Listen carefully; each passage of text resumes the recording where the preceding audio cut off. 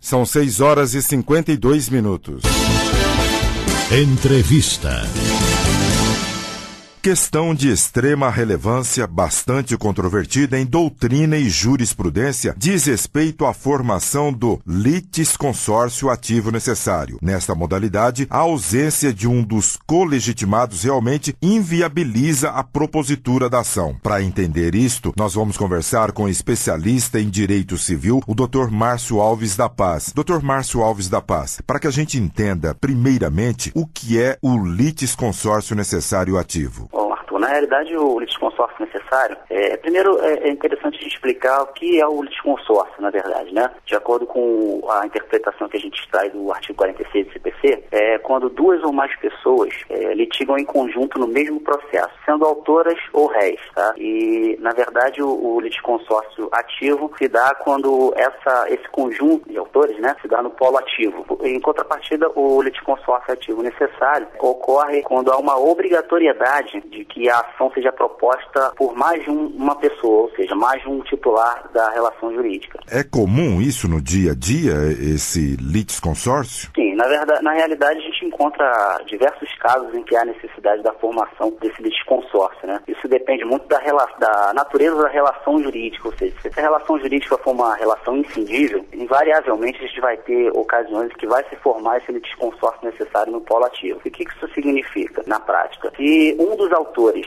se negar a propor a ação, o artigo 47, por sua vez, ele prevê que essa ação ela não poderá prosseguir com apenas um titular do direito. Entendeu? Isso que significa o litisconsórcio ativo necessário e sim, ele ocorre com frequência. Porque é discutido também o princípio da liberdade. O que vem a ser, Dr. Márcio Alves da Paz? Sim, o princípio da liberdade nada mais é do que aquela faculdade que a pessoa não tem, né, de se obrigar a praticar determinado ato. Ou seja, a Constituição, ela não obriga ninguém a que pratique nada contra a sua vontade. Isso constitui o princípio da liberdade. O senhor disse que se uma das partes não quiser, o processo não avança. O que acontece nesse caso, então? Na realidade, a doutrina, né, ela apresenta diversas soluções para essa questão de uma das partes. O que acontece? Na verdade, o que ocorre é um choque entre princípios constitucionais, né? De um lado, o autor que quer propor a demanda e do outro lado, aquele que não é obrigado a propor a demanda constitucionalmente falando, né? O que ocorreria pelo Código de Processo Civil?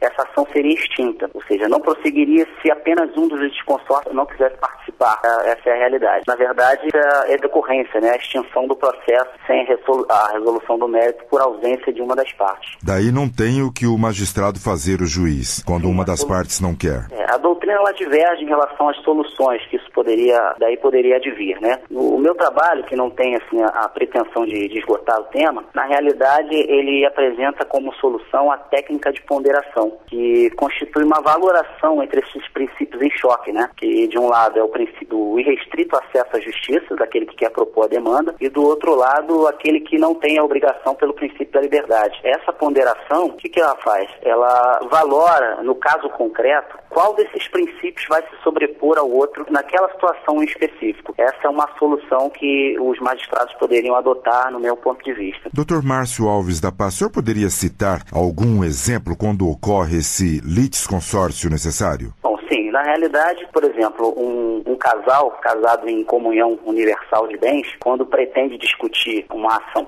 quando pretende propor uma ação relacionada a um imóvel desse casal, há necessidade que ambos proponham a ação. Entendeu?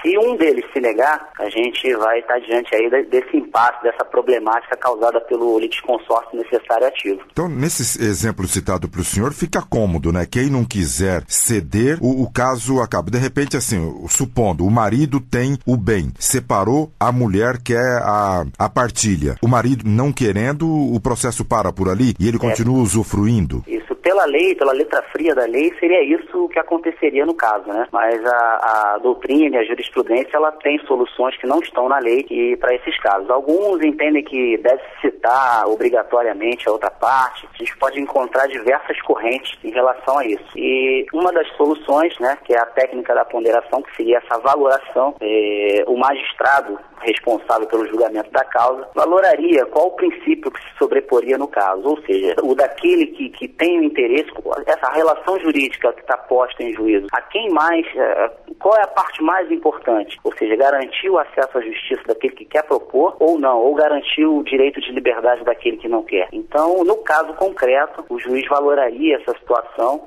aí sim determinaria ou a extinção do processo, se entendesse que a liberdade prevalece, ou então a citação ou a intimação obrigatória da parte que não quer participar, para que aquela sentença, no final, ela possa se estender, os efeitos dessa sentença possam se estender à esfera de direitos daquela pessoa que não quer participar. Daí vai da interpretação do magistrado ou do poder de persuasão do advogado de uma das partes? Eu acredito que ambos, né? Mas na realidade o que vai prevalecer no fim é a decisão do magistrado no caso concreto, né? E aí alguns questionamentos surgem dessa liberdade, digamos assim, que se dá para o magistrado decidir, se isso não caracterizaria um subjetivismo excessivo por parte do magistrado, ou seja, deixar a questão simplesmente na mão do juiz para decidir. Mas o remédio para esse tipo de questão a gente encontra na própria Constituição. Na realidade, é a obrigatoriedade que o magistrado tem de sempre fundamentar suas decisões e os recursos, né? Que a parte que não estiver satisfeita pode recorrer à instância hierarquicamente superior para que tenha a sua pretensão aí analisada ou até mesmo ver a decisão reformada. O Dr. Márcio Alves da Paz, só para o melhor entendimento, está previsto na Constituição a parte do juiz ou do litisconsórcio necessário? Não, o litisconsórcio necessário não. O que está previsto,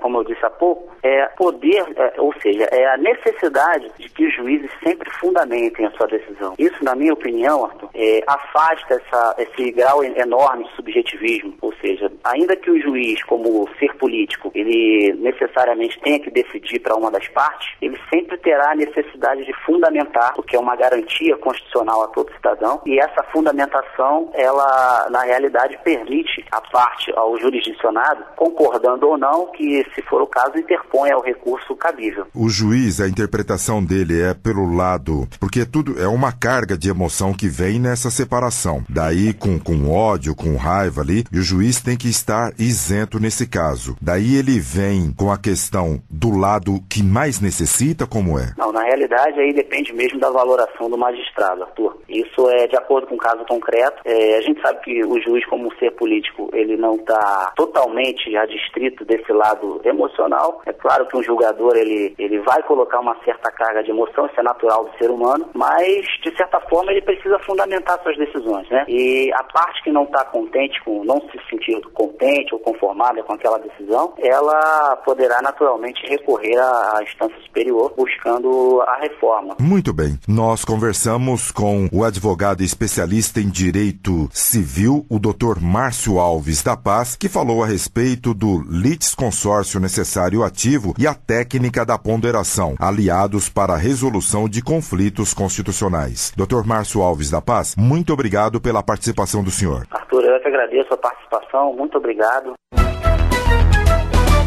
Em Brasília são 7 horas.